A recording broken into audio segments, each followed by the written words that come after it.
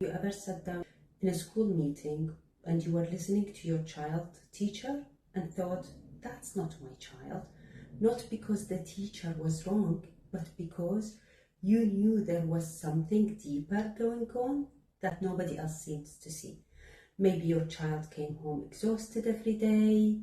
Maybe they were told to try harder. Maybe they struggle with friendships, homework, emotions, or simply getting through the school day. And deep down, you had that feeling, that nagging feeling, something is not right. For us, that feeling started when my kid began school. Every morning was a battle. Simple things seemed incredibly difficult for him. Getting ready for school, following instructions, managing emotions, the things other children appear to do naturally seem to require enormous effort from my kid. I think to myself and say, let's wait and see, he will grow out of it, all children develop differently. So we waited, and then we waited, and we waited some more also. Months turned into years, while other children seems to be fine, moving forward with their life, my kid was struggling. What made it harder was not having answers, because when you don't know what's happening, you start questioning yourself. Am I overreacting? Am I being too sensitive? Am I imagining this? Or am I a bad parent? Which we all asked ourselves that at some point. Maybe you've asked yourself some of those questions, and if you have, then you are not alone. Because recently I came across a study from Australia that looked at exactly this experience. Not the diagnosis itself, not treatment, but something many families know all too well. The waiting. Researchers wanted to understand how long families wait between their first concerns about their child and actually receiving the diagnosis. Not when the professional first noticed something, not when the school raised their first concern, but when parents first knew something was not quite right. Because parents often notice things long before anyone else does. The study included 677 children. Some had ADHD, some had autism, and some have both autism and ADHD. The researchers asked parents two simple questions. When did you first become concerned? And when did your child receive a diagnosis? The difference between those two data became what they call the diagnostic delay. In simple English, how many years families spent looking for answers. Now, before I tell you what they found, I want you to think about something. If a child has more obvious challenges, you probably expect them to get diagnosed faster, right? More noticeable symptoms, more support, quicker answers. That's what I assumed. But the study found something surprising. Children who had both ADHD and autism actually experienced longer delays before receiving a diagnosis. Longer, not shorter, longer. And when you think about it, it starts to make sense. Because ADHD and autism can overlap. Sometimes one condition can hide the other. A professional might recognize the ADHD but misses the autism and vice versa. But the finding that really stopped me involved girls, because girls waited significantly longer than boys before receiving a diagnosis.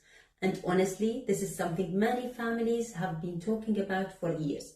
For decades, most of the people thought they knew about ADHD because the ADHD comes from studying boys. The child who can't sit still, the child constantly interrupting, the child running around the classroom. But many girls don't look like that. Instead, they may sit quietly and daydreaming. They may spend a huge amount of energy masking their difficulties. They may become perfectionist. They may appear calm on the outside while feeling completely overwhelmed on the inside. And because they don't fit the stereotype, their struggle often go unnoticed. I've spoken to so many women who were diagnosed in their 30s, 40s and 50s. Not because the ADHD suddenly appeared out of nowhere, but because nobody recognized it when they were children. The study also explores why these delays happen. And honestly, the reason probably won't surprise many parents.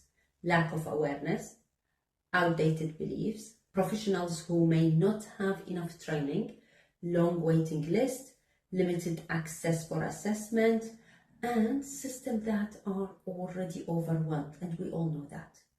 The results? Parents are left carrying the burden of uncertainty for months, sometimes years. In our family's case, it took more than 3 years. Everyone talks about getting the diagnosis, but very few people talk about what happens after. You finally get the answers you've been searching for, and then suddenly you are standing there wondering where the instruction manual is. Where is the support?